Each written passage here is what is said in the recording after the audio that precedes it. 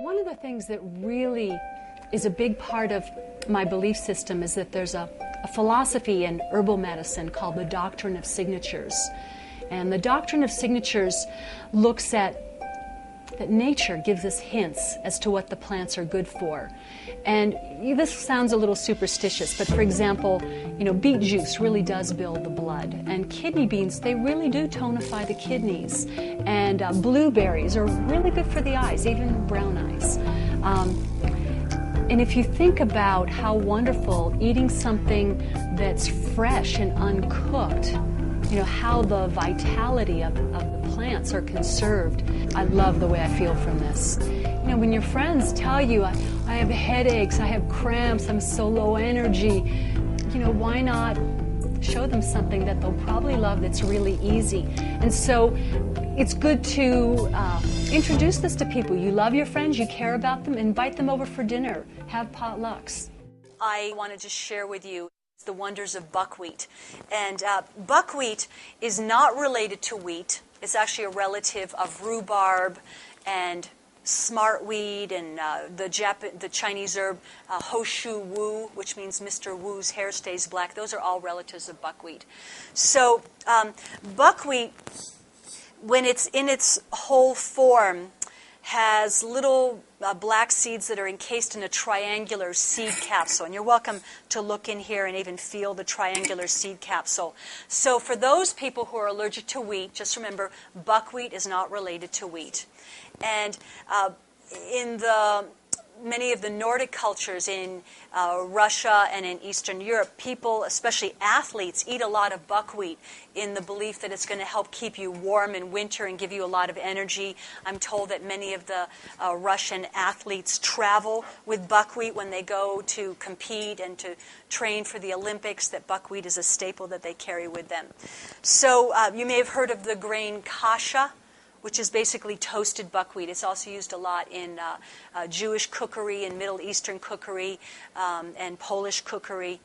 So buckwheat is really a very multifaceted grain. This is actually a tray of grass that's been growing for 3 weeks, and I'm going to pass it around, and I encourage you to pick a blade of buckwheat lettuce and just munch on it. It has a nice lemony taste. And you can pick it kind of close to the ground, but you don't need to, pick it.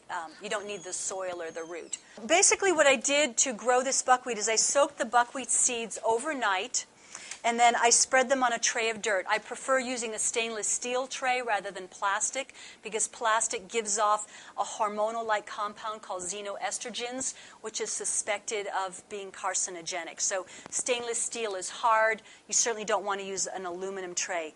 So you soak the buckwheat seeds overnight, maybe 2 cups of them, spread them on about 1/4 of an inch of organic potting soil, and then water it every day. It doesn't take a lot of light. We don't have a lot of light here in our condominium.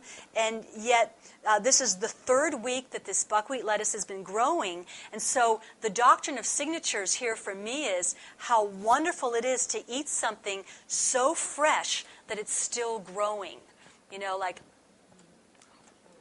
So go ahead and eat a few sprigs of it. It has a nice lemony taste. This is wonderful in salad. And so the doctrine of signatures when it comes to freshness is that most of the food that we eat has been harvested at least 6 weeks ago. That's why, papayas are never quite as good here as they are in Hawaii or Mexico.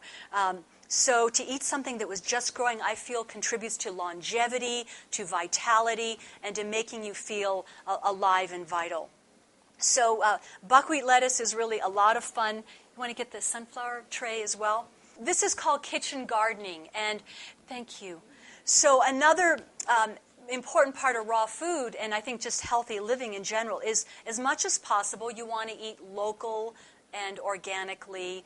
And this is, moving into fall time for us here now. So there's not as the farmer's market is over. What's really in season? I see this as a season to eat more kitchen things that you can grow yourself. And this is a tray of sunflower grass. So basically I soaked sunflower seeds in the shell overnight, and then spread them out on a 1/4 inch of organic potting soil. And this is a week old, okay? And we'll be able to eat this for 3 weeks.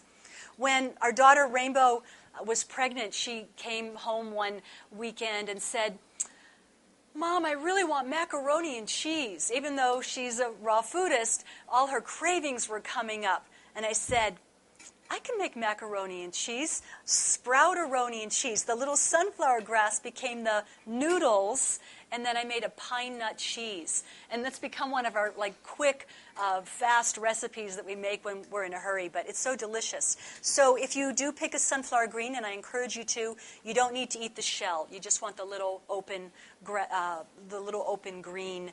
And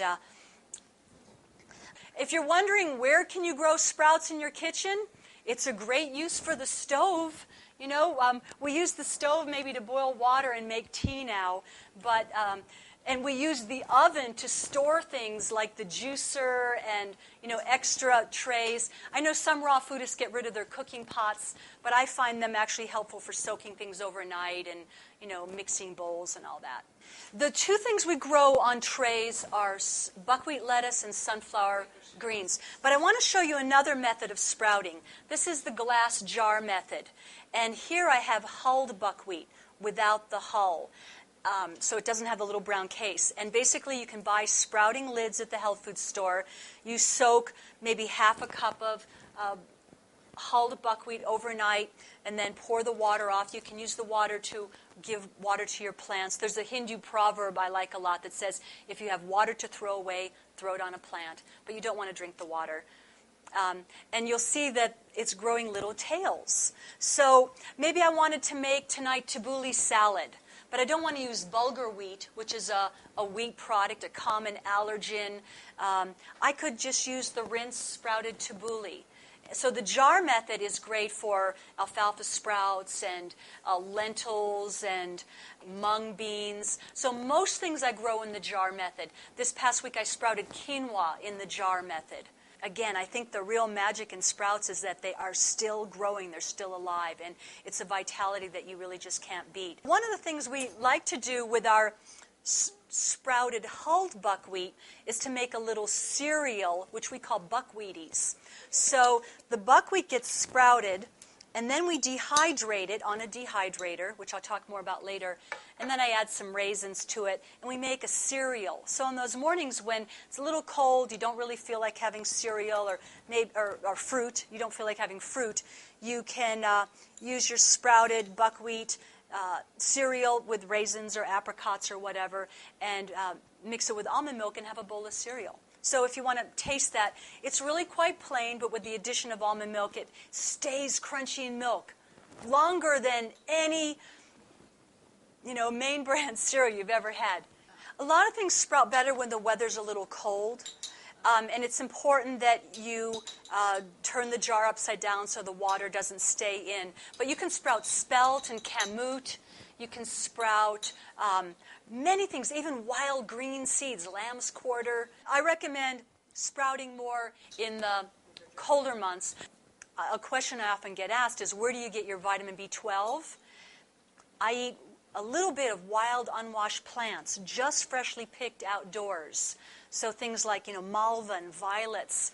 And you actually get vitamin B12. Your body makes it, but you get it from soil microorganisms. So I want to just show you a couple basics. We're going to make some nut nog, but first we have to make almond milk. I show that in almost every class. One question about the sprouting. In some of the sprouting books, it says you should rinse your sprouts at least 3-4 times a day. Is that what you do? I generally rinse them once a day, maybe twice a day. So be careful in warm weather. I don't even sprout much in warm weather. I tend to do it more in the colder months because I think that might be more of a problem. In the warm weather, I'm going to go pick wild things outdoors. Mark? What's the nutritional and energetic difference between eating those buckwheat sprouts while they're living or drying them and eating them when they're dry? In general, let me just say this, the nutritional difference between like a sunflower seed and a raw sunflower seed, in general, sprouting something increases the vitamin C content, it increases the vitamin E content, and it increases the protein content. As long as you dehydrate things at a low temperature, you can preserve the enzymes. Enzymes are killed at about 114 degrees. So if I bake the buckwheat sprouts in the oven, there wouldn't really be any virtue or benefit. But the fact that they're dehydrated at usually under 100 degrees in our house, we try to keep the dehydrator low. We're saying that the only thing you're really getting rid of is the water. There might be a slight decrease, but the fact that the temperature's extra low, it seems to be better. We'll get to taste these. This is a flax cracker, okay? It's nothing but flax seeds and sun-dried tomatoes and water. We had a flax cracker get soggy. It was on someone's plate. And I have the bad habit of I just throw stuff out in the yard, like to feed the squirrels and be fertilizer. Well, I came back a few weeks later, and there were thousands of flax plants growing from a dehydrated flax cracker. So to me, the life force, the fact that it could still sprout, is really the telltale that the life force is still there. Had it been baked in the oven, it wouldn't have sprouted. So I'm going to make almond milk for y'all. One of the things that's done in a live food diet is you want to soak your nuts overnight and then rinse them. The reason for that is you want to get rid of the enzyme inhibitors. So enzyme inhibitors are in nuts, beans, seeds, and grains. And what do the enzyme inhibitors do? They basically prevent the nuts, beans, seeds, and grains, which are all life force concentrate storehouses. They keep them from sprouting ahead of their time. So what if you had, humid climate and there were sunflower seeds in the bulk bins at the co-op and it got a little moist? They'd start growing leaves. It would just be like, the eggplant that ate Chicago or something. They'd be growing all over the place. So it's believed, of course, it's hard to know what squirrels are really up to, but it's believed that the squirrels are actually trying to get rid of the enzyme inhibitors when they bury their nuts in the soil. So I want to pass this around. These are almonds that have soaked overnight. They've also been rinsed. And I'd like you just to taste a soaked sprouted almond. So I've already rinsed the enzyme inhibitors off. And when you do that, what you're basically doing is you're making the nuts softer. You're making them come to life. And a lot of things like sunflower seeds and pumpkin seeds will actually sprout little tails. So you're activating them.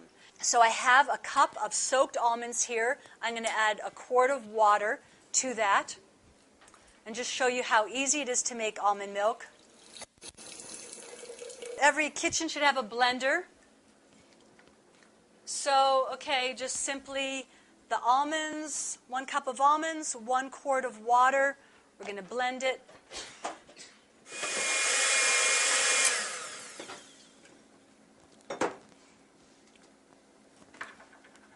So this is just so easy. And I know for years we've been going to the health food store to buy rice milk, oat milk, soy milk. And this is almond milk. What we're going to do is strain the almond pulp out. Now, how long did that take to make?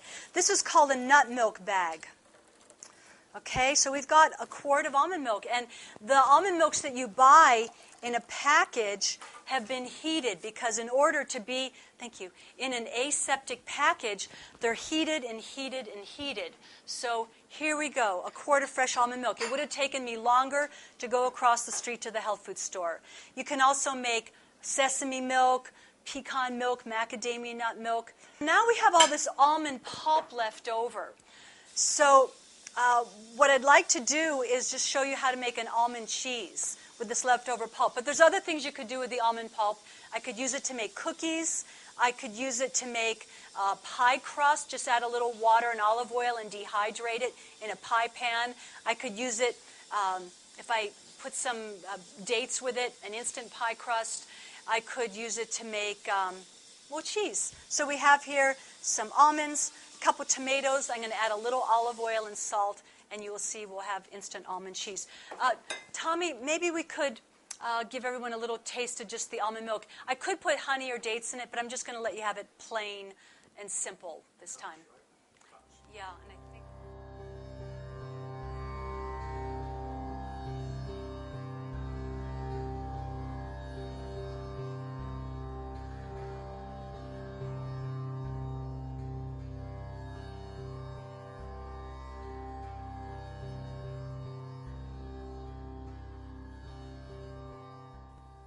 have a vegan eggnog coming up here. All right. And if you have banana peels to throw away, rose bushes really love banana peels. Yeah, they're great fertilizer.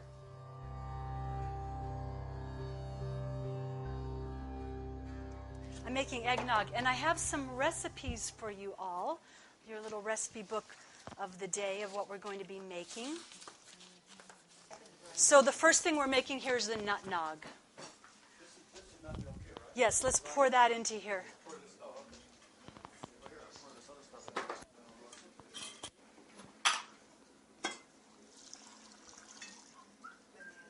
So there's, yep, it's the first recipe that you're getting. That's all, but we'll use the rest in a minute. Now what is in there? Bananas, nutmeg, almond milk, vanilla.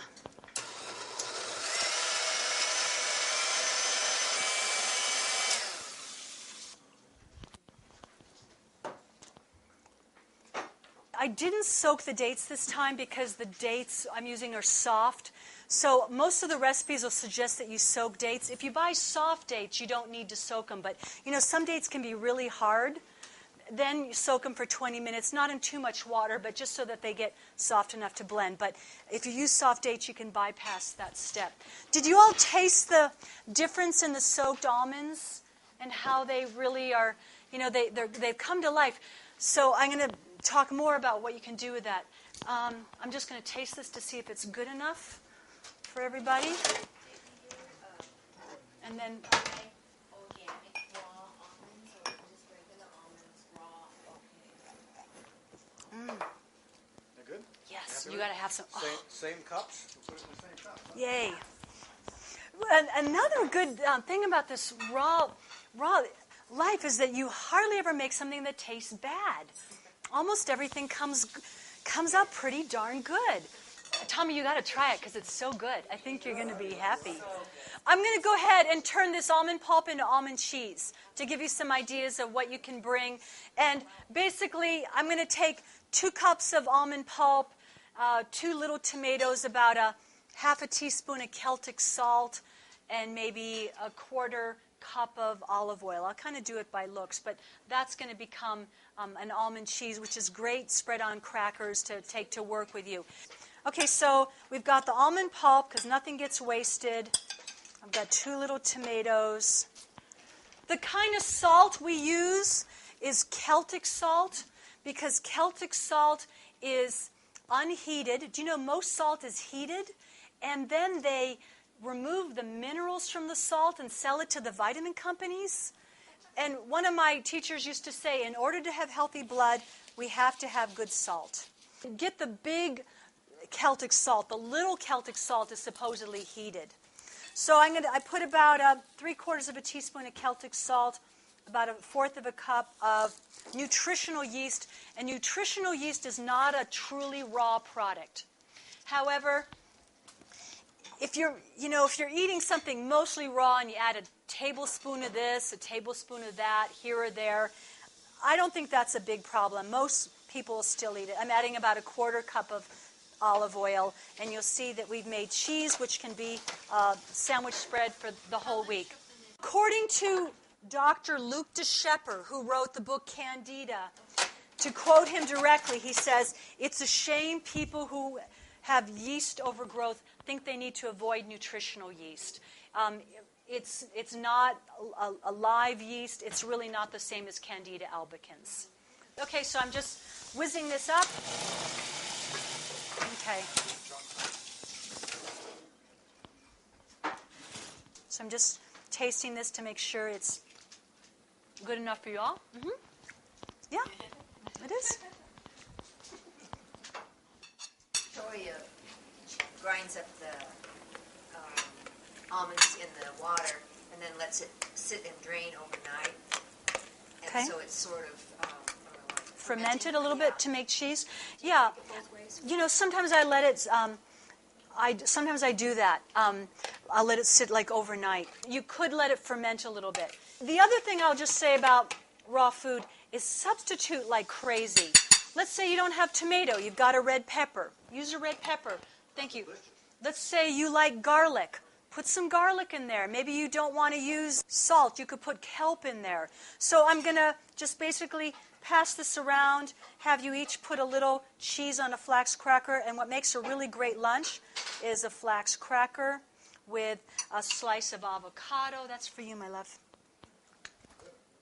And this also could be a nice party dip because, you know, the other part of our theme here today is party foods because it's the holiday season and you've got to bring something to a potluck or you're invited to a regular dinner and you want to bring something that you can share with your loved ones so that you're contributing. And but how long did that take to make?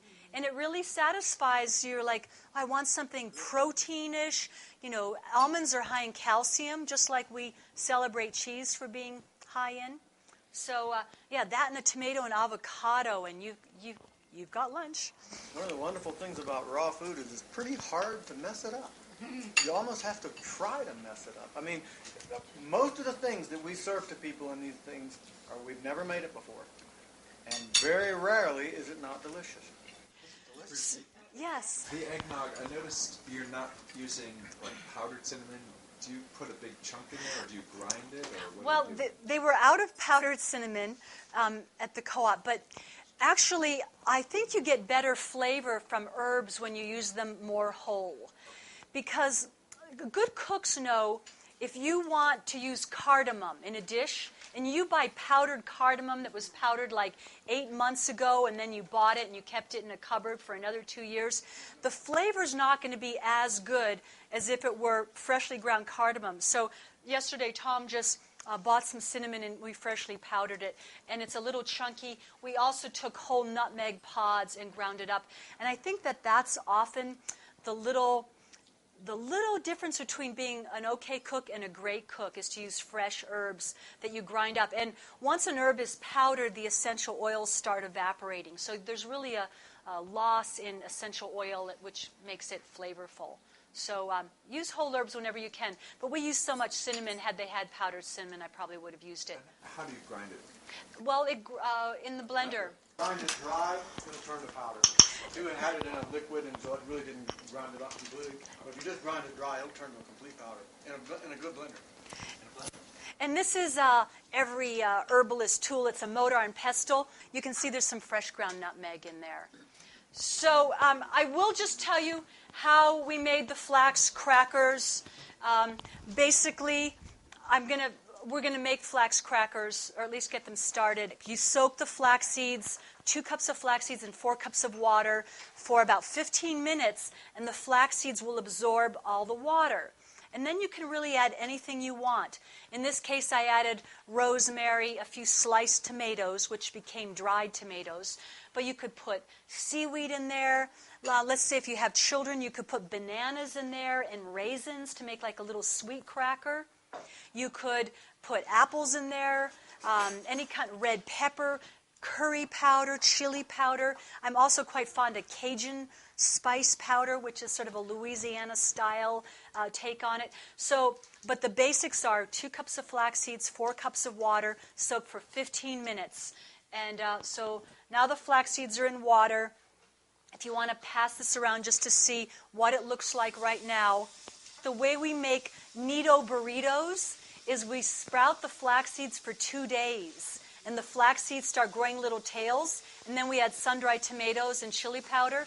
And that makes burrito base. Flax seeds you don't rinse. There's a few nuts and seeds you don't really need to rinse. Pine nuts is another one. So you don't have to rinse the really small seeds. Although I do rinse alfalfa sprouts when I'm sprouting them. But flax seeds, they tend to gel up. So if you try to rinse them, you're just going to make a big mess. So I have all these almonds that have been soaking, okay? They soaked, they were rinsed. But maybe I want to take a snack to the movies, or I have friends coming over and, we want to, have some recreation. We're not going to eat soggy, wet nuts, right? That's just not going to be that good. So I'm just going to show you what we might do with our nuts.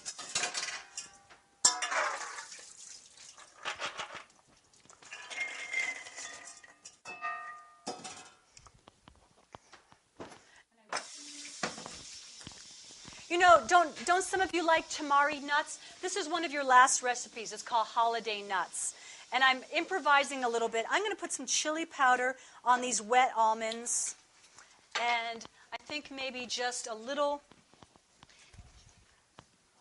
hit of olive oil. Not much, maybe about a teaspoon or so. Just a little bit of Celtic salt. And then what I can do is dehydrate the nuts and make them roasty and crispy. So I have a mixture just like this, and then I'm going to put it in the dehydrator.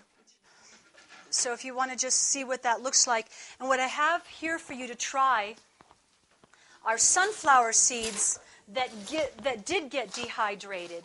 So these are sunflower seeds that got soaked and rinsed, and I took the wet nuts and I put different things on them. You could put garlic powder on it, chili powder, curry powder, and dehydrated them. And then this makes a nice party snack or something to sneak into the movies, because if they catch you taking them into the movies, they'll bust you. But,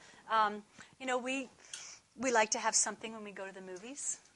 So some of the main things to have in your kitchen if you want to do this live food thing is a blender, a food processor, and a dehydrator. And I think we're still kind of having breakfast. So I have some scones here, and you have a recipe for apple raisin scones. And, during the holidays, there's so many tempting things, and people bring out these cookies that remind you of your childhood, and they bring donuts over. And I thought it was important to do a holiday workshop because I think this is a place where people's resolve often gets diminished. So I have these apple raisin scones, and I added cranberries to them just to make them a little more festive. And I think I could make them even just a little bit more festive by adding some frosting to it. You have several frosting recipes in the back of your booklet there. So I've got about half a cup of dates, half a cup of macadamia nuts, which are deliciously decadent and high in fat. Good fat. One of my favorite things to use, let's say I just need like a tablespoon of liquid. I could use water. I could use almond milk. But, I'm kind of a gourmet at this. I'm going to use just like a spoon of orange flower water or rose flower water, rose water. Now, they're not necessarily raw, and they're probably not organic. But again, I'm using like a teaspoon or a tablespoon to make it so flavorful that it just really, like, wow. That's what you want, people to say, wow. So hopefully you will. I'm going to put a little hit of the eggnog in the frosting to make it a little more pureed. I think we got it. I think we got it.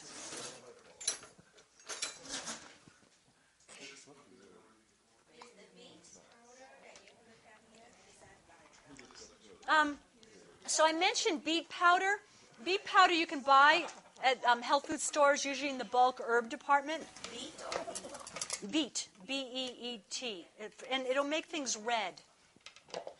And that's really the advantage, is the beet powder. It doesn't make it taste like beets because you just use a small amount, but it will give things a pretty red color. And I know if you have children, and everyone's running around with green and red cookies, they want something that looks kind of like everybody else's.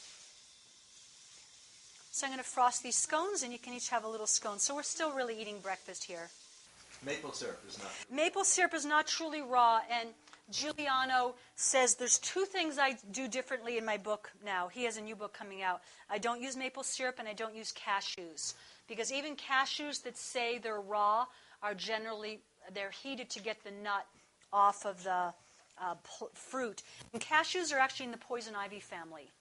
So people that have skin problems are probably better off avoiding cashews. We use namashoyu tamari, and it is cooked to begin with, but then it's been brought back to life. So this is the kind of tamari you want to use. There's many brands of tamari out there, but this one is unpasteurized. You can also find in the health food stores unpasteurized miso. So hopefully you'll like these scones. It's just something nice. It's nice to have something to greet guests when they come over. Is this the apple raisin? This is apple raisin scone, and I followed it exactly, except that I added a little bit of just cranberry to make it more holiday-like. And how do you do the frosting? The frosting was half a cup of macadamia nuts, half a cup of dates, and I needed a little more liquid, so I threw a little of the eggnog in there, but I could have just, and a little orange flower water, but I certainly could have used just water or almond milk or vanilla extract. Or what I'm just trying to get across is don't be afraid to substitute, because that's when you create some of your best magic, is just to say, oh, I don't really have walnuts, maybe I'll try it with pecans and so forth. We need a few more? Were the cranberries raw or dry? The cranberries were raw. Most dried cranberries that I've seen have sugar added to them. And these are organic cranberries. Keep What them about for me. frozen fruit when you can't get These are fresh? still not fully dried. Frozen, when you freeze foods, you are said to kill about 30% of the enzymes. However, that's not all of the enzymes, and so if I had to use frozen blueberries to make a blueberry pie, my preference would be to wait till we've got fresh blueberries and use those. But most raw fooders enjoy ice cream, and we love to just take bananas, peel them, freeze them, and run them through a omega juicer or a green life juicer to make banana ice cream. So I think that that's fine. It's certainly better than canning, and so my preferences in food preservation is dehydrating and then freezing, and canning is like just out of the question. Anything in a can has been heated to a very high temperature. And I mentioned Napoleon once already, but Napoleon's army were really the ones who started the whole canning thing. They were trying to find a military edge so that they could have food when they were out on the battlefield. And canning was really the answer. And so much of the food, the fast food that we use today, is really leftover war technology food. Margarine was a way of giving soldiers something that looked like butter out on the battlefield that wouldn't melt. Unfortunately, margarine doesn't melt in your body either. It congests your liver, which will congest your entire circulatory system. Your scones are totally delicious, Bridget. Thank you so much. Wow. And so the sprouted buckwheat became the grain, and I used the sprouted buckwheat like this to make the scones. And the food processor is definitely a must-have for the raw lifestyle, because you want to be able to grind stuff up. I'm going to show you how to make a raw kale salad.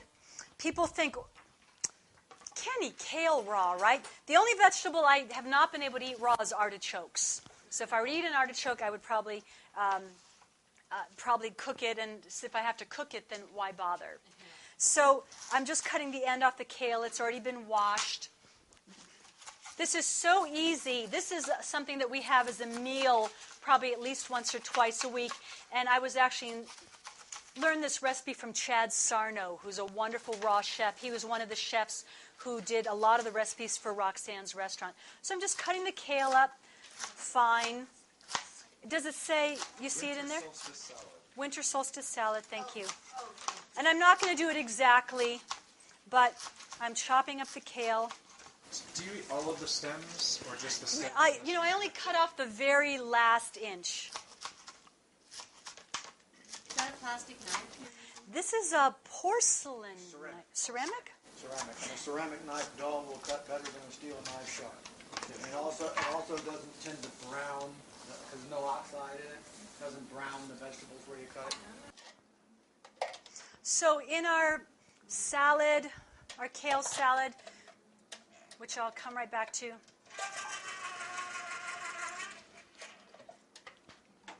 I have put in 2 tablespoons of olive oil, half a teaspoon of Celtic salt, and 1 teaspoon of chili powder.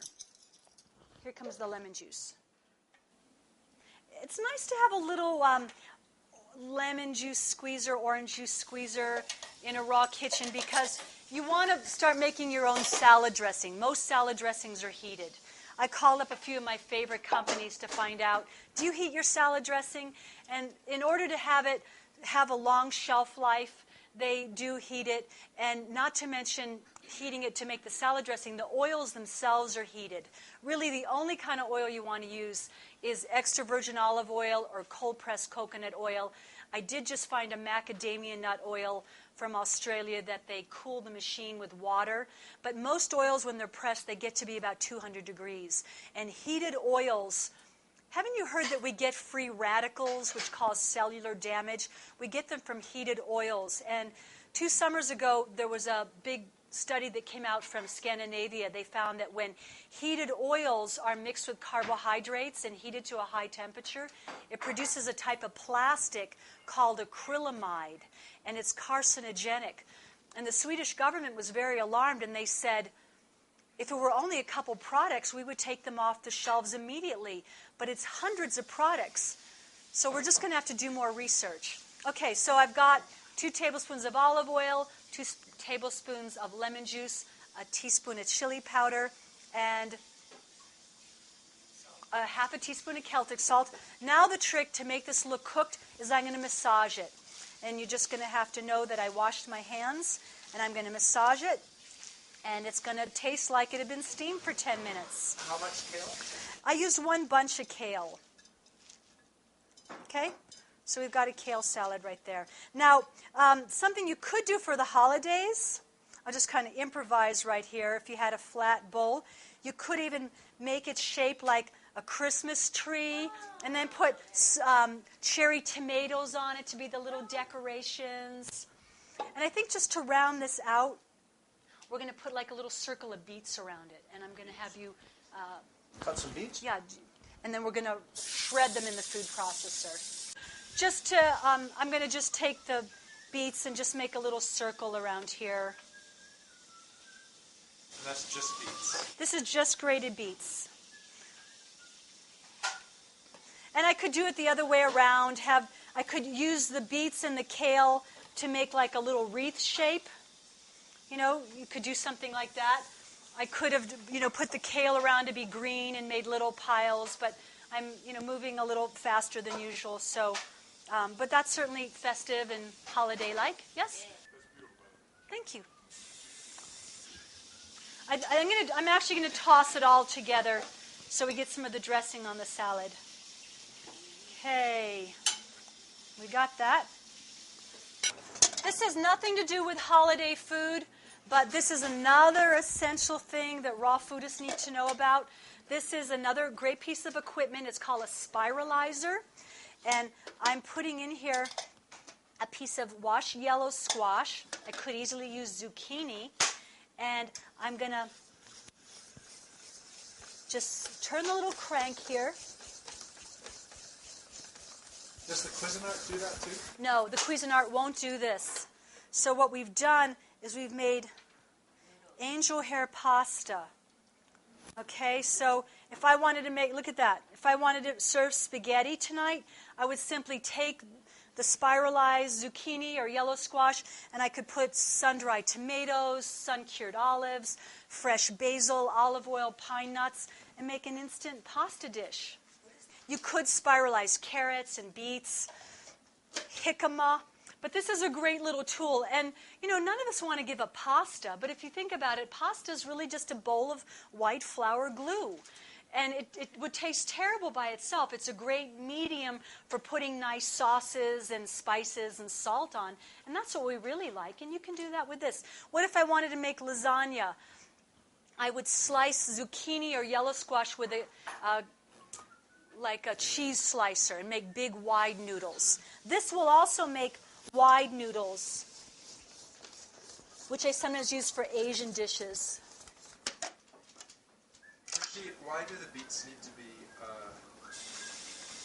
skinned? So I didn't really get it going yet. Beet peels, they're just a little tough and bitter.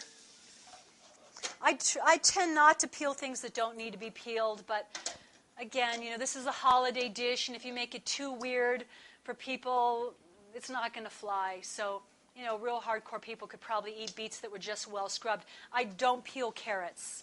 And I think another place where you get a little B12 is eating, just lightly washed carrots. You don't have to Are scrub them. there extra minerals in the skin of beet? Or That's a good question. I don't know. I don't peel apples. Most things I don't peel. Yeah. I did peel the sweet potatoes, and I did peel the pumpkin for our pumpkin pie. Okay? So you kind of leave it up to yourself, and it's considered a little more refined to peel things, but, don't peel things more than you need to. Okay, maybe I'll do the sweet potato casserole. So I did peel sweet potatoes, and I'm going to put them in the food processor. Thank you. What are you making now? I'm making sweet potato casserole. Now, sweet potatoes, believe it or not, can also just be eaten raw. You can slice them as chips. They're delicious to use for dipping into guacamole. Also for party platters, slice jicama, slice zucchini. So you could also spiralize sweet potatoes and use them for noodles. And they're not in the same family as white potatoes. White potatoes are in the nightshade family, a family that also contains tobacco and deadly nightshade and belladonna and jimson weed. Some interesting plants, but not things you want to eat on a daily basis. Whereas sweet potatoes are in the morning glory family, the convolvulaceae family. So these are really a lot more user-friendly. And whenever there's a choice for color, go for more color. There's more nutrients, more phytonutrients in color, pink grapefruit rather than white grapefruit. The darker papayas rather than the pale papayas. The darker the lettuce. I recently learned that romaine lettuce means it's Roman, native to the Roman region, romaine lettuce. So that's over iceberg lettuce. What about yams? Yams, technically what we have in this country are sweet potatoes, even though they're marketed as yams. True yams are real big, and they're native. I think they grow in Africa, and they're not, what we are sold here are not really bona fide yams. So I'm going to let Tom take over for a minute here while I try to get the sweet potatoes done. Now, for people who like bacon, here's everything that bacon is minus the pig. And what it is it's just young coconut. You take the water out of it, you can water for all kinds of things, and just drink it. And you take the meat out of the young coconut, put, what is it, Brigitte? Liquid smoke, nutritional yeast. I'm going to tell you exactly. The meat of 6 young coconuts, a tablespoon of liquid smoke, about a teaspoon of Celtic salt, about a 1/4 cup nutritional yeast, and maybe a tablespoon of maple syrup. And I know maple syrup's not totally raw, but remember that bacon was always especially good when it was kind of maple flavored. So that's where that came from. Like bacon, stick it in a dehydrator, let it dehydrate. Now, it's better, we had this in the ice box, better right warm out of the dehydrator, obviously, or just room temperature. But you can get the sense that it's a whole lot like bacon, no pig, had to suffer or die. It's very delicious. So I just am going to pass this around. Everything that's on your first recipe for cranberry sauce, we've got dates, which I didn't soak, grapes, oranges, and cranberries. I'll pass this around, and we're going to not puree this into a total mush. We're going to just pulse it, so it still is kind of chunky, because it's always nice in a meal to have a variety of textures. So we're going to do cranberry sauce. I'm pulsing the cranberry sauce. Okay, see how quick that is? Boy, we don't have to eat that gelled stuff that's like from the can. We've had 25 people come to the class, prepare food for 25 people, and never had any of it not come out right. Okay, now no Thanksgiving would be complete without mashed potatoes. We've already got sweet potatoes, but for this Thanksgiving, I would have made parsnips, mashed parsnips, but parsnips weren't around. They're not in season right now, or maybe they will be soon. So mashed potatoes could be cauliflower, and I think some of you maybe have been a little disappointed that the cauliflower is just a little too strong tasting. But I found that rutabaga makes a good mashed potato substitute, so do parsnips. To make mashed rutabaga, I have peeled the rutabaga, and I'm going to puree it in the food processor. And for a fat, I'm going to use soaked macadamia nuts. And keep in mind, too, that when you're processing your food, if it's too hard and crunchy, add a little water to it. If it's too runny, then add a little more vegetable to it. So you have to be willing to tweak things, but it's not like a cake, like, oh, I ruined it. And another good thing about making raw food is if the company doesn't come on time, it's still perfect. It's not like anything got too dried out or it got ruined, got cold. It takes a lot of stress out of preparing food.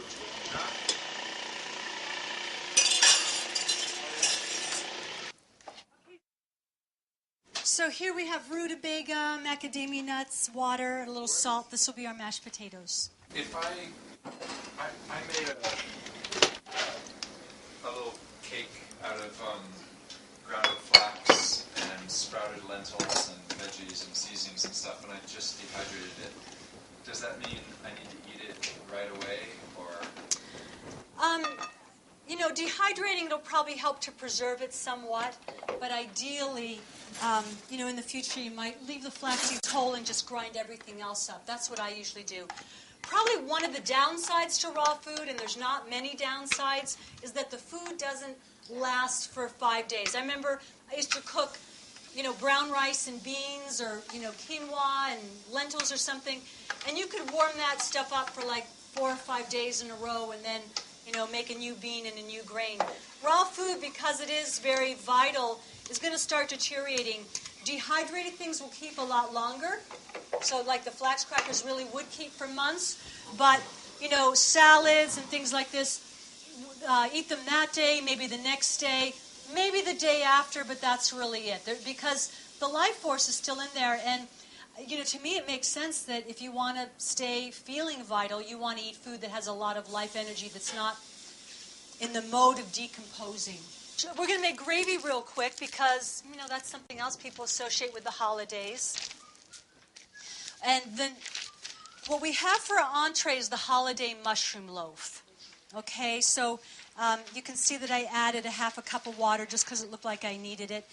I used fresh shiitake mushrooms, but basically it's a nut loaf, and it has poultry seasoning in it, which really makes it have that kind of like familiar holiday flavor. After the mashed parsnips, which we turned into mashed rutabagas, we're going to make good gravy, and it's so simple. It's 4 ingredients that are going to be blended, all right?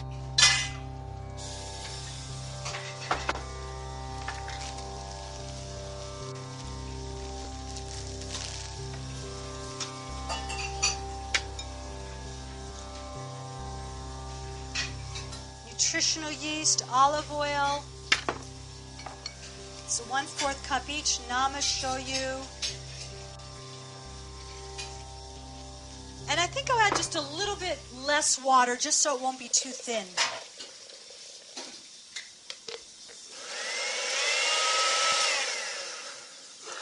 Wow, that's so nice.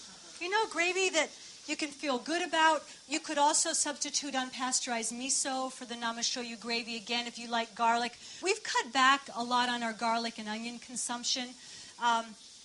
For one thing, you don't want to be like a raw foodist that always has garlic breath.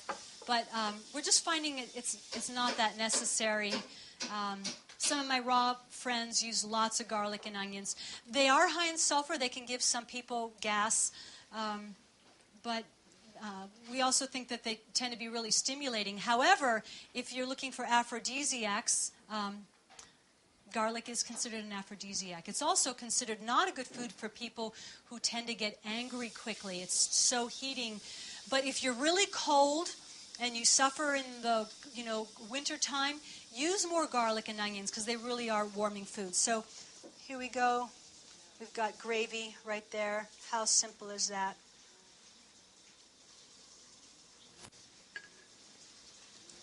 So I think we have the start of a dinner here. So I'm just going to say a short blessing. Thank you, Heavenly Father, Universal Mother. Thank you for all the blessings, all the help, all the lessons. Help us to know your will and do your will. Help us to be a comfort to those in need. Blessed be. So, come have some holiday Thanksgiving, holiday whatever. Not really Thanksgiving, holiday feast.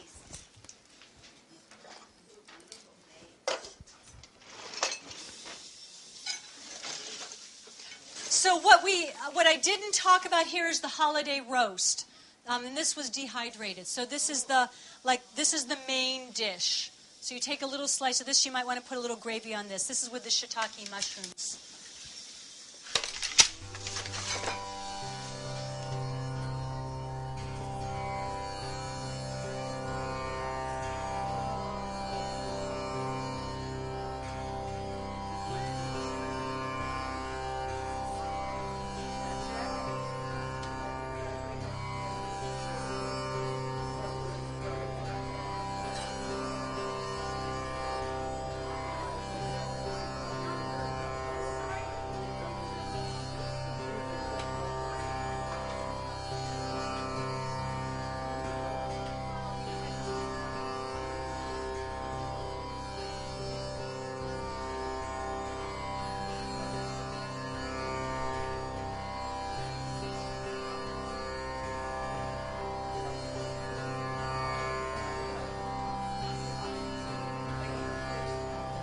So I'm going to go ahead and make a pie crust because I remember the old days of making pie crust, white flour and shortening it, or butter or oil and salt, and rolling it out, and it would always break into little pieces, and I try to like press them in together, and it was really kind of difficult.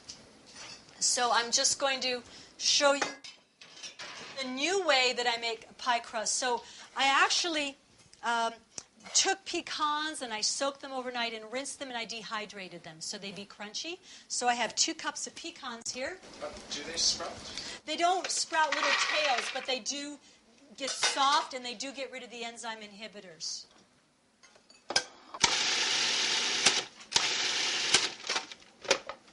Okay, watch this. This is my idea of an easy pie crust. Is that just the nuts? It's the pecans and dates that I pitted. You've got the recipe right there. I'm just going to press it in right there. Would you ever want to roll out a pie crust again when you can just do that? Wow. Pecan is soaked and dehydrated. The pecan is soaked and dehydrated. Now, I didn't have to do that, but I don't like mushy nuts for a crust, so if I just soaked it and they were wet, that might not be so good. But another option would be I could soak the nuts overnight, rinse them, blend them with the dates, but then it would be mushy.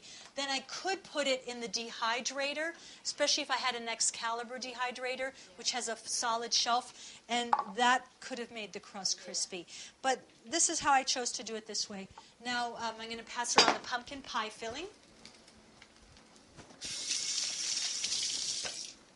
So basically, to eat any nut, it's better to soak it so that it gets rid of the enzyme inhibitors. Soak and rinse. That's the best. However, there are exceptions to that.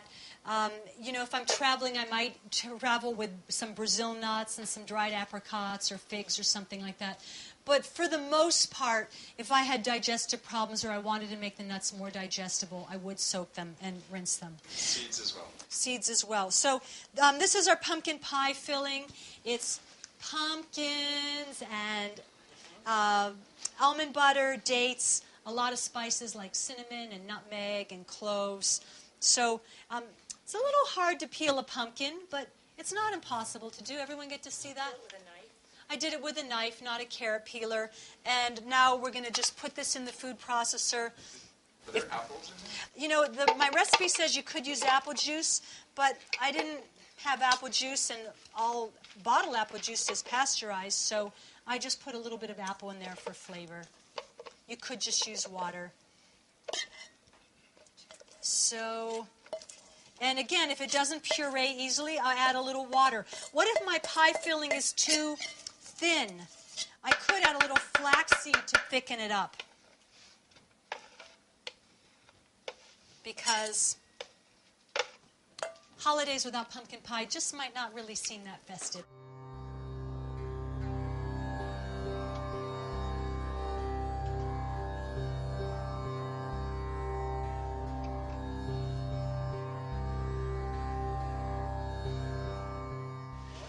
If you don't have a food processor, you want one for Christmas. Or buy one for your sweetheart as a gift, and then you can use it, you know. I do want it totally pureed. Thank you. That looks so good. Bless you, heart. Yeah. Yeah, that looks really good. I think we got pumpkin pie. Let me just see if it's good enough to serve this gang here.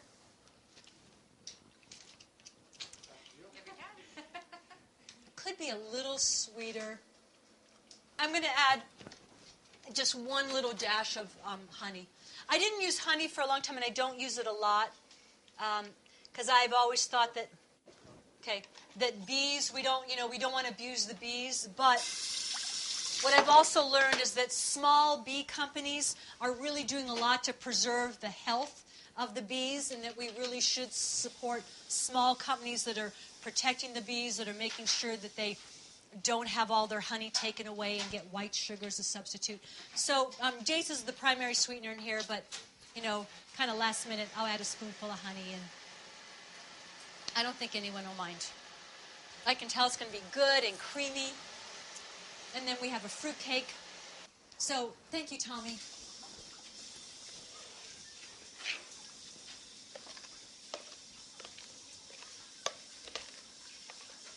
In the summertime, we're not heating the kitchen up to make our food. So we've got a pumpkin pie here, and it took about 5 minutes to do. I admit it maybe took me about 5 minutes this morning to peel the pumpkin. And I gave all the seeds back to the earth. I'm sure the squirrels will love me. They must love me. They've been coming in the house. They. In the fruitcake, you use the quarter cup of flax seeds. It's not blended. Okay, we got fruit pie. Not soaked, right? The flax seeds, I did soak them for a few minutes. I kind of decided to do that at the last minute. But I did not grind up the flax seeds. I kept them whole. And I pureed about half of the fruitcake mixture, and the rest I kept whole. So I'm going to put some knives and napkins out here and encourage you to come up and enjoy a bit of dessert. We have some. What I need is a pie server thing. Okay. So it's, just to be clear, it's optional whether to soak the flax seeds or not. I kind of thought it needed a little more moisture, so I did soak them. But if the cake was moister, I probably wouldn't have soaked them, because if there's enough moisture in it, it'll take up. And then this is a fruit cake that isn't dried yet.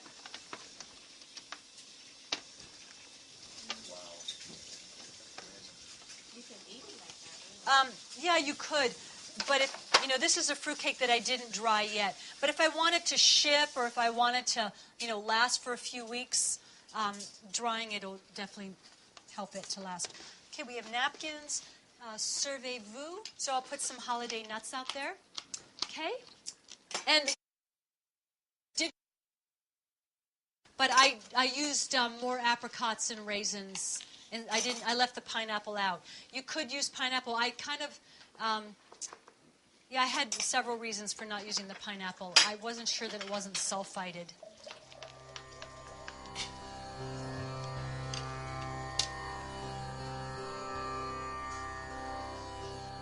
Tom and I will be around for a little bit answering questions, and I would just want to thank you so much. Tom and I really are happy to do these workshops together. I'm so glad he certainly does help me a lot more in the kitchen than he ever used to. But, mostly we really like turning people onto raw foods, because I really think it would be better for everybody's health, better for the planet. Think of all the energy we would save. I think it's really a good thing for everybody. And we could save money, save time, have better health. Who wouldn't want that? It really seems like saying yes to life. So I want to thank all of you for your support and making this happen. Thank you. Thank you. Yay.